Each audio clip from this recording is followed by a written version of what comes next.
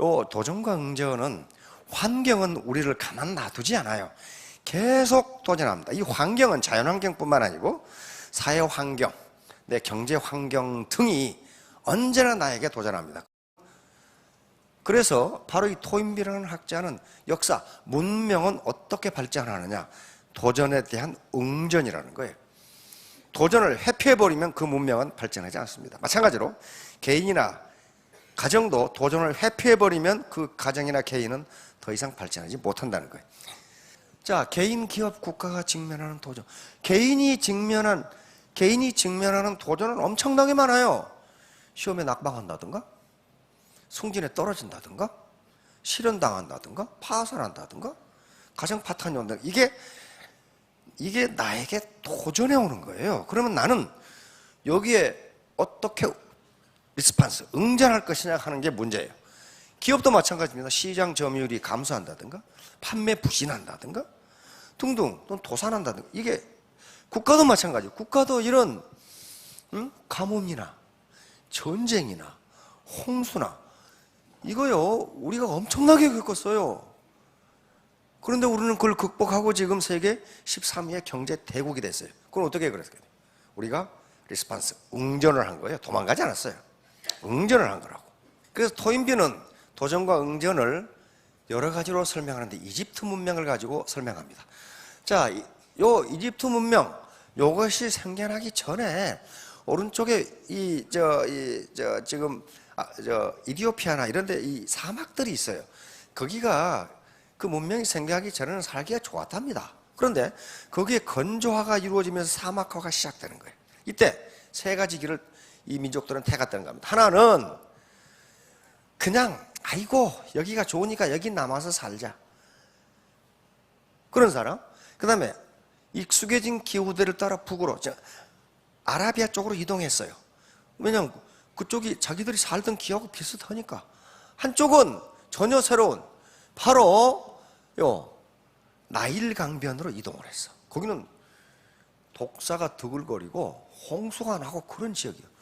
그런데 토인비의 설명에 하면 그냥 남아 수렵 생활을 하던 사람들은 전멸해버렸어요. 예, 사막이 다 돼버렸어요. 그 다음에 비슷한 기후를 따라서 북쪽으로 이동한 사람은 지금도 유목생활을 하고 있어. 그 아라비아 유목생활 봤죠? 지금도 하고 있어.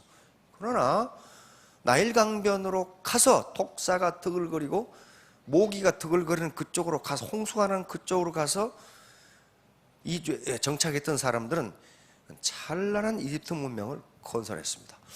이게 그 지역이 수량이 풍부해서 농사하기가 좋아. 그런데 실컷 농사를 해놓으면 1년에 한 번씩 홍수가 나서 다 쓸고 가버려. 완전히 집도 땅도 다 없어져 버려. 다 없어져 버려. 이게 뭐예요? 이게 도전이에요. 자연의 도전이에요. 그럼 여기서 반응은 두 가지입니다. 리스판스는 거기서 회피해서 단대로 가든지, 안 그러면 그 도전을 이겨내든지. 그런데 이 민족은, 이 문명은 그걸 이겨냈어. 자, 이걸 이겨내려고 보니까 천문학이 발전합니다. 다시 말하면 언제 홍수가 질 건지 연구해야 될 거 아니에요. 그 다음에 이렇게 땅이 엉망이 됐으니까 측량술, 다시 말하면 기하학이 발전합니다. 땅 경계가 어떻게 되는 건지, 그걸 어떻게 측정할 건지, 그 다음에 이런 달력이 만들어지고, 자, 이런 과정에서, 그 다음에 제방공사를 해야 되는 이 과정에서 도르래라든가 수레가 나오는 등 문명의 기초가 하나하나 만들어갑니다. 자, 그런데 도전이 없으면 괜찮을 것 같지요. 그런데 묘하게 자연법칙은 그렇게 안 돼 있어요. 자, 토인비 박사가 도전과 응전을 설명하면서 늘 예로 든 게 이겁니다. 도전과 응전이 뭡니까? 왜냐면 이때 토인비 박사가 처음으로 체리년 리스판스라는 개념으로 문명을 설명하니까 사람들이 이해를 못해. 그게 뭐냐는 거야. 그래서 토인비 박사는 연설에서 요 얘기를 하게 됩니다. 영국 국민들이 런던에서 가장 좋아하는 생선이 청어랍니다. 청어. 그래, 청어를 북해나 베링에서 잡는데 그 당시 기술이 발전 못 해가지고 거기서 잡아가지고 영국까지 오는, 런던까지 오는 도중에 다 죽어버려. 살아있는 청어를 먹을 수가 없어. 그런데 어떤 한 어부만 살아있는 청어를 런던에서 팔아. 그런데 살아있는 청어가 냉동 청어의 값이 2배야. 그러니까 이 어부는 떼돈을 벌어. 그런데 아무도 안 가르쳐줘. 그 비법을 알고 보니까 청어를 싣고 오는 배에 수조에다가 청어를 잡아먹는 요 곰치 물맥이라는 놈을 넣어놨어. 그러니까 수조에다가 이놈을 넣어놓으니까 청어들은 도망다니라고 죽을 시간이 없어. 계속 도망다녀. 잘못하면 먹히고. 그래가지고 런던에 올 때까지 싱싱하게 살아있어. 요놈이 잡아먹은 것은 2마리. 요걸 토니 박사가 예를 든 거예요. 이와 같이 도전이 있으면 거기에 응전하기 위한 생명력이 나온다는 거예요. 그렇지 않으면 다 죽어. 그냥 죽어. 요게 도도새의 법칙이란 말 들어보신 분 계시죠? 도도새라는 게 이쪽에 아프리카입니다. 이게 마다가스카르 섬이고 모리셔스라는 아주 기가 막히게 좋은 환경. 이게 관광지로서 유명하지만 모리셔스 섬이 여기에만 이 도도새가 있었어요. 도도새. 그런데 환경이 워낙 좋아. 그리고 여기에 도도새에 천적이 없어. 그러니까 천적이 없으니까 천적이 쫓아올 이유가 없으니까 날아야 할 이유가 없어. 그러니까 여기 보시면 날개가 퇴화해 버렸어. 거기다가 워낙 잘 먹고 사시는 바람에 몸뚱이는 커. 몸뚱이는 커. 그리고 자기를 해치는 사람을 본 적이 없어. 그러다가 포르투갈 상인들이 상륙을 했어. 근데 사람이 가면 새가 도망가야 되는데 이 녀석이 멀뚱하게 보고 있어 이렇게. 그런다고 날지도 먹어도 도망도 안 가. 왜냐하면 이렇게 생긴 동물을 처음 봤거든 이거. 처음 봤거든. 그래서 도도라는 말은 포르투갈어로 바보 그 말이랍니다. 멍청이새, 바보새. 그러니까 이놈의 새가 도망을 안 가고 날지도 못해. 그러니까 사람들이 이걸 막 남획을 해가지고 발견된 지 180년 만에 멸종을 해버립니다. 외부 도전이 없으면 괜찮을 것 같은데 괜찮게 살다가 어느 도전이 생기면 멸종해버린다는 거예요. 멸망해버려요. 캐나다 북부 주에 요 사슴하고 요 이리, 늑대 한 종류죠. 이리하고 같이 살았어요.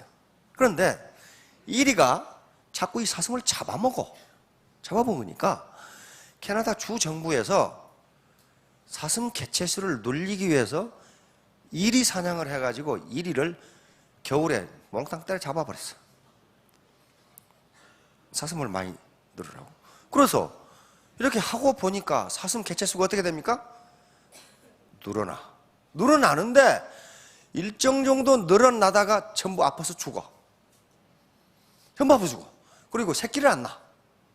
도전이 없으니까 거기에 사슴이 내가 어떻게 해야 살아남는가.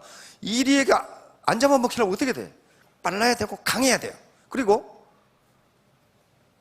자기가 죽더라도 자식을 번식해 놓고 죽어야 돼. 근데 그런 게 없으니까 새끼도 번식 안 되고 전부 죽어. 그래서 지금 캐나다 정부에서 이리 보건 작업을 하고 계신답니다. 이리가 있어야 사슴도 산다는 거예요. 도전이 없으면 좋을 것 같은데 그렇지가 않다는 거예요. 자, 다음 변대요. 제가 시골에 농사 짓고 살 때 잘못해가지고 금비 화학 비료를 뿌렸는데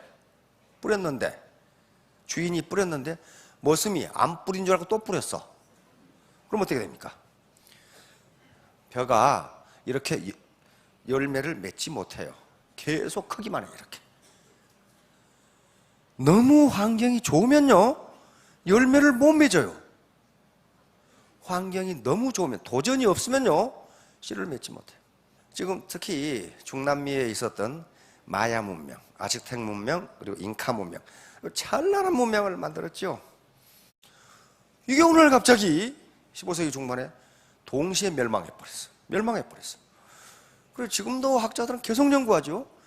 아니, 이렇게 거대한 제국, 이렇게 찬란한 문명을 이루었던 제국이 어떻게 이렇게 하루아침에 멸망해버리는가.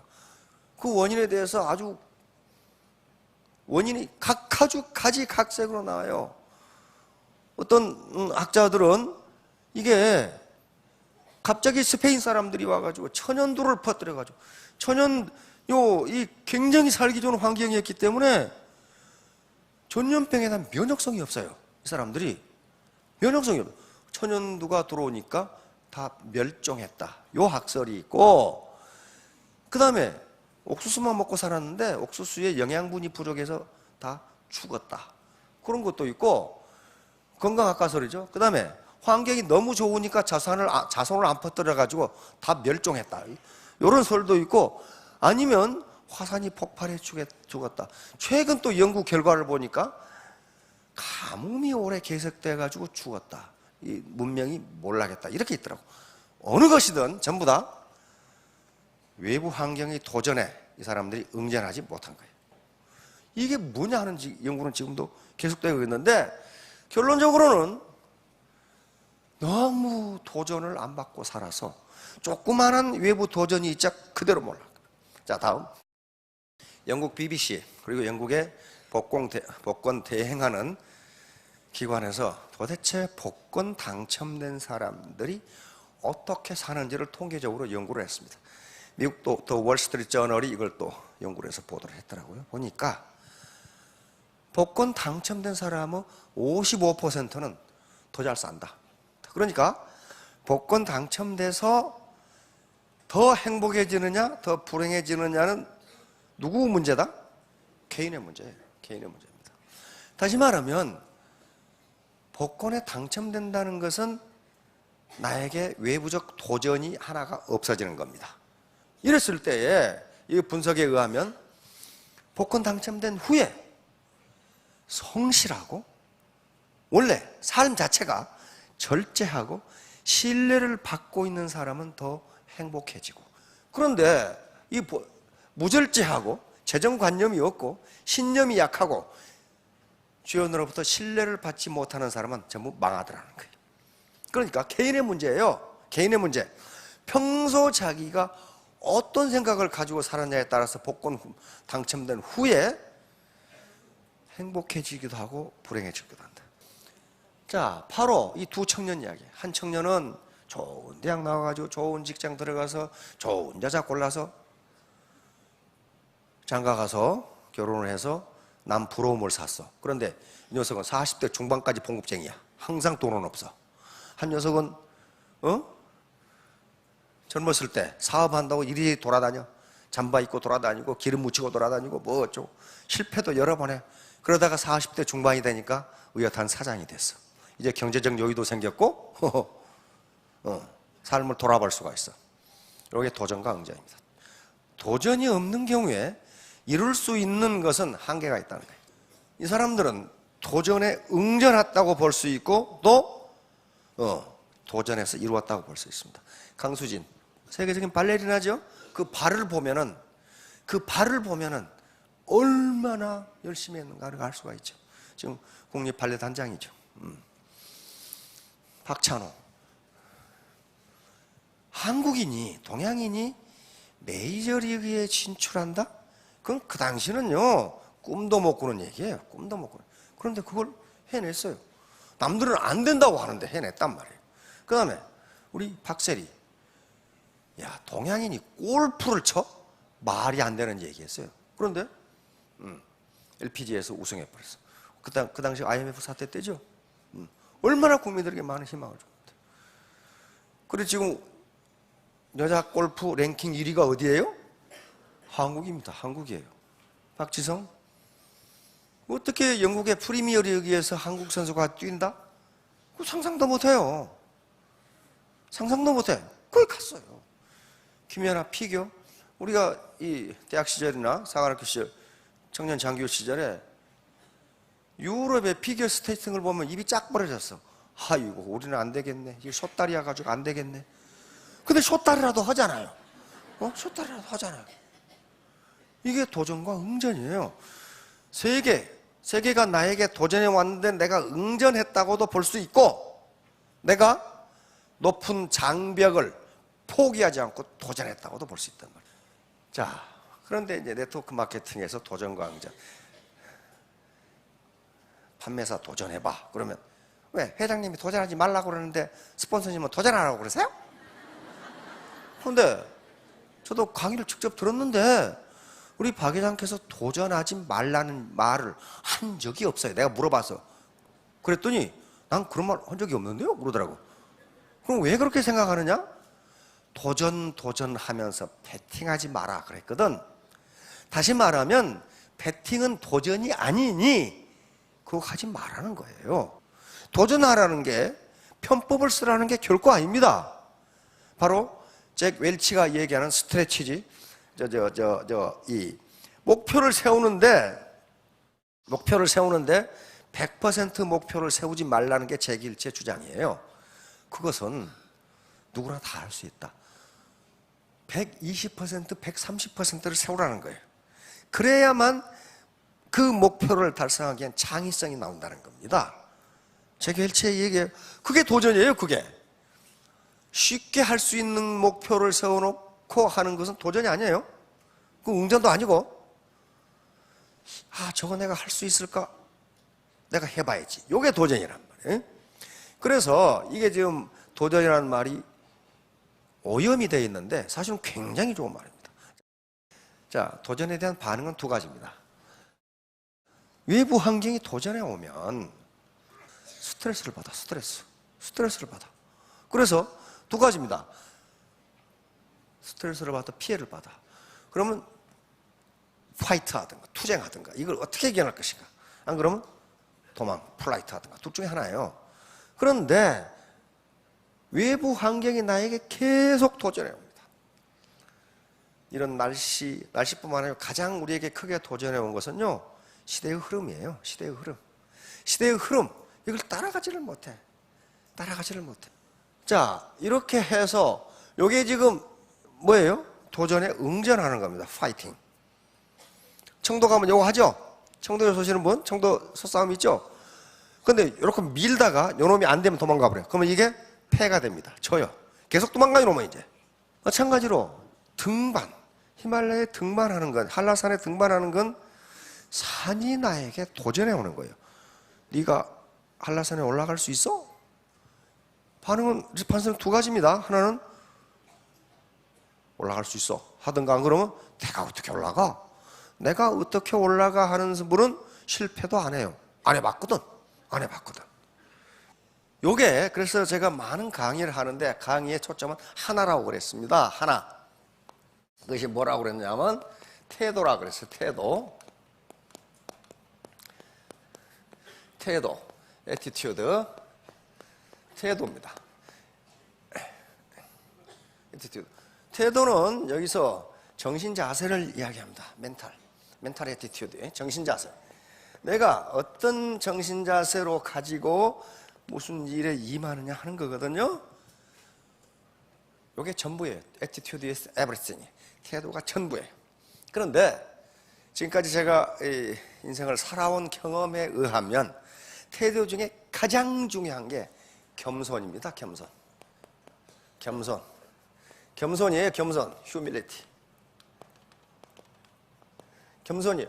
겸손하지 않은 사람은요, 진짜 아무것도 못해. 그럼 겸손이란 게 뭐냐? 여러분, 로버트 기요사키라고 있죠? 그 부자 아빠, 가난한 아빠 쓴 사람이 있어요. 거기에 겸손을 뭐라고 해놨냐면, 겸손은 남의 말을 듣고 배우는 것, 이거 겸손이라고 그랬어요. 겸손하지 않은 사람은 절대로 배우지를 못해요. 오만은 뭐냐? 다 안다고 생각해서 남의 말을 듣지 않는 것. 이거 정의를 이렇게 잘 해놨어. 근데 또 다른 성공학자가 똑같이 정의를 해놨어요. 겸손은 다른 사람의 말을 듣고 배우는 것. 오만은 자기가 상대보다 많이 한다고 생각해서 듣지 않는 것. 요거라고 생각했어요. 그런데 저는 어떤 철학자가 한 얘기가 진짜 맞다 그렇게 생각해요. 그 철학자 하는 얘기는 뭐냐면 모든 인간은 무식하다. 이 중에 속이 좀 꼬이는 사람 있죠? 내가 그래도 교수 출신인데, 내가 박사 출신인데 무식해? 그 철학자는 뭐라 그러냐면 모든 인간은 무식하다. 왜냐하면 자기가 아는 것 외에는 모르니까. 맞잖아요. 우리의 속담에 나라님도 임금님도 농사 짓는 법은 농부에게 물어야 된다고 그랬어요. 그렇잖아요. 그러면 여기에 제가 알기로 엄청난 분들이 많아요 지금. 그때 겸손은 뭡니까? 듣고 배우는 거예요. 이게 겸손이에요. 그래서 지금까지 제가 이 인생을 이제 거의 아주 그냥 열매가 맺을 때까지 살았는데 가장 중요한 덕목이 겸손이에요. 그래서 우리 사업 맨 마지막 결론이 겸손입니다. 겸손이 섬긴다. Serve in humility. 다른 거 다 앞에가 서론이고 결론이 겸손. 왜 그러면 겸손을 결론으로 했냐? 이게 더럽게 어려워요. 겸손하기가 무지무지 어렵다고. 그러니까 오만하다, 인색하다. 인색하다 하는 건 베풀지 않는 거예요. 내가 지금 스폰서 입장에 있는데 파트너에게 베풀지 않는 거란 말이에요. 오만하다는 것은 지가 많이 한다고 생각해서 다른 사람 말을 듣지 않는 거예요. 논에 또 그런 말씀이 있죠. 삼인행 필요아사라는 말이 있어요. 공장님 직접 하신 말씀이에요. 세 사람이 가면 그 중에 반드시 내 스승이 있다. 그러니까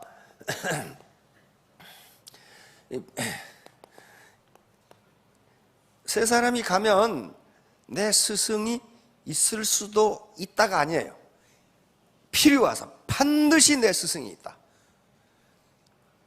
근데 그 뒤에 설명을 해놨어. 나보다 더 훌륭한 사람은 그 훌륭한 점을 배우고 나보다 훌륭하지 못한 사람은 나는 저렇게 하면 안 되겠구나 라고 나에게 가르쳐 준다는 거예요. 그러니까 둘 다 내 스승이다. 이게 무슨 시집걸렁한 사람이 한 말이 아니고 공자님이 하신 말씀이에요. 공자님이 하신 말씀이에요. 그러니까 계속 배운다는 걸, 계속 배워야 된다는 걸 강조하신 말씀이에요. 1권 제1장 그 말씀은 공자님이 아주 주유천하로 세상을 다 돌아다니고 70대에 쓰지 않았는가 하는 말씀이에요. 그러니까 어때요? 인생을 살아보니까 이게 가장 중요하더라 하는 말씀이거든요. 그것이 첫 번째 탁 나와요. 하기 시습지 불역 여로와. 여기 탁 나와요.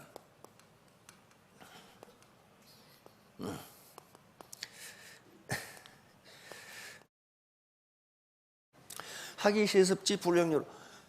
배우고 때에 맞춰 익히면 또한 기쁘지 아니한가. 배우는 게 70, 그 당시 공자 나이 70이면요 천문지리 모든 걸 다 알았어. 역사, 시문까지 다 아는 시는. 그럼에도 불구하고 하기 시습지 불역 여로와 그랬단 말이에요. 불역 여로와 배우고 또한 때에 맞추어 익히니 또한 기쁘지 아니한가. 배움을 기쁨으로 여기시면 그게 성공의 길입니다. 우리 소설가 이회수 선생님 있죠? 야, 그냥 말은 그 쉬운 말을 그렇게 아주 맛깔스럽게 쓰는지 그냥 보니 용어 정의를 해놨더라고. 누군가가 이회수 선생님한테 나쁜 놈이 뭡니까? 그렇게 나쁜 놈이 뭡니까? 이회수 선생님이 아주 정답을 말씀하셨어. 나쁜 놈은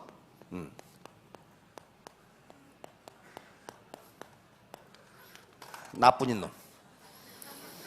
다른 사람 생각도 안 해. 내 배가 고파. 나뿐이야. 저놈이 뒤에 죽게 서서 밥을 먹든지 못 먹든지 나는 알 바 아니고. 야, 용어의 정의. 나뿐인 놈은 전부 나쁜 놈이에요. 옆에 사람도 생각을 해야지. 다른 사람도 생각을 해줘야지. 그러면 아놀드 톰비에 의하면 이 응전을 하는데 아주 창조적으로 해야 돼. 그렇지 않으면 망해버려. 이때 외부 도전에 대해서 창조적인 응전을 하는 사람, 이것을 창조적 소수라고 얘기했습니다. 크리에이티브 마이너리티. 전부 다, 모든 대중이 전부 창조적으로 응전하는 게 아니에요. 외부 도전을 어떻게 하면 이겨낼 수 있을까? 라고 생각하는 그 방법을 창안해내는 창조적 소수가 있다. 이게 역사를 끌고 간다. 한 가정에도 창조적 소수가 있으면 그 가정은 경제적으로 괜찮습니다. 한 기업도 창조적 소수가 있으면 외부 도전에 이겨낼 수가 있어요. 그러나 창조적 소수가 없는 문명이나 국가나 조직이나 가정은 쇠락하다가 망한다. 이게 토인비의 문명사관이에요. 쇠락하다가 망한다. 그러면 가정은 누가 창조적 소수가 돼야 돼요? 내가 돼야 돼, 내가. 남편이건 부인이건 자기가 창조적 소수가 안 되면요, 우리 가정을 건져줄 사람이 없어요. 누가 해주겠어? 누가? 안 한다고요. 지금 우리 사회적으로 흑수저, 금수저 논의가 아주 활발하게. 대부분 흑수저야. 그런데 우리 국가 전체를 보세요. 국가 전체. 1960년대 우리 국민소득 80불, 100불이었죠. 지금 3만 불이 됐어요. 지금 이렇게 빠른 속도로 성장한 나라가 그렇게 많지가 않습니다. 70년대까지도 우리가 국민소득 고작이야 1000불 그런 것밖에 안 됐어요. 그러니까 국가 전체적으로 흑수저가 지금 뭐가 된 거예요? 금수저가 된 거예요. 평균적으로 금수저가 됐어요. 근데 나는 안 됐어, 나는. 그럼 누구 책임이야, 이건? 그건 내 책임이에요. 그리고 국가가 그걸 해주리라고 생각하지 마세요. 절대로 못 해줍니다. 사회가 그걸 해주리라 천만의 말씀이에요. 왜? 하고 싶어도 돈이 없어. 재정이 없어요, 재정이. 재정이 없어요. 제가 늘 얘기하죠. 우리나라 재정이라는 게 키 큰 놈 짧은 입을 덮고 자는 거하고 똑같아요. 발을 덮으면 가슴이 나오고, 가슴을 덮으면 발이 나오고, 오른쪽을 덮으면 왼쪽 팔이 나오고, 이게 다 덮을 수가 없어. 그러면 누가 해야 돼? 자기가 하는 수밖에 없어요. 자기가. 이게 태도예요. 애티튜드. 애티튜드 is everything이라는 게 그겁니다. 태도. 국가가 해주면 혜택을 받는 거고, 안 해주면 내가 해야지. 뭘 어떻게 하겠어요? OECD에서 발표한 우리나라 65세 이상 노인 인구의 절반이 빈곤이라고 발표했습니다. 세계 최고예요. 65세 이상 노인의 이 세대가 어떤 세대냐면 우리 경제개발을 했던 세대예요. 정말 죽어라고 앞만 보고 달려온 세대인데 그 절반이 지금 빈곤에 허덕이고 있어요. 네덜란드 같은 나라, 프랑스 같은 나라는 65세 이상 빈곤 인구가 1%밖에 되질 않아. 그러면 우리도 그 나라들처럼 세금 왕창 걷어가지고 해주면 되는데 세금은 법에 의하지 않고는 거둘 수가 없어. 그럼 언제 기다리냐고. 그러면 내 스스로 문제를 흑수저를 금수저로 바꾸려고 하는 태도, 애티튜드가 필요합니다. 그것이 도전이자 응전이에요. 우리 환경이, 경제 환경이 나를 흑수저로 만들었어. 그럼 나는 거기에 플라이트, 도망가거나 파이팅, 투쟁하거나 해야 된다. 투쟁을 선택하시기 바랍니다. 투쟁하다가 실패할 수도 있어요. 그러나 실패자는 아닙니다. 실패자는 포기했을 때 실패자가 돼요. 에디슨은 전구를 만드는데 에디슨 책에는 3000번이라고 되어 있는데 에디슨이 직접 쓴 자기 자서전에는 10,000번이라고 되어 있어요. 그러니까 3000번이 맞느냐 10,000번이 맞느냐가 중요한 게 아니고 아무도 몇 번 실패했느냐를 모른다는 거예요. 계속 실패했다. 그런데 기자가 질문한 적이 에디슨이 그렇게 대답했더라고. 자기 선생님은 9,999번 실패해가지고 또 만드실 겁니까? 묻으니까 이 사람아, 나는 실패한 적이 없어. 나는 불이 안 켜지는 방법을 9,999가지는 알아냈어. 그렇잖아요. 알아내. 그래서 만들어냈어. 요거 에디슨이 만든 거예요. 이건 에디슨이 다 만든 거예요. 에디슨 머리 무지하게 나빴어요. 그런데 포기하지 않았어요. 자, 에디슨의 말로서 끝내겠습니다. 에디슨은 뭐라고 그랬냐면은 천재는 1%의 영감과 99%의 노력으로 이루어진다. 오늘 성공학자들은 그걸 뭘로 바꾸냐? 하면은 성공은 1%의 우연과 99%의 노력으로 이루어진다. 그렇게 바꾸네, 성공학자들. 다시 말하면 여기 오신 거 우연히 오신 거란 말이에요. 근데 99% 노력만 있으면 성공한다. 자, 3년 후, 5년 후에 모두 스타 마스터, 로얄 마스터가 되시기 바랍니다. 네, 감사합니다.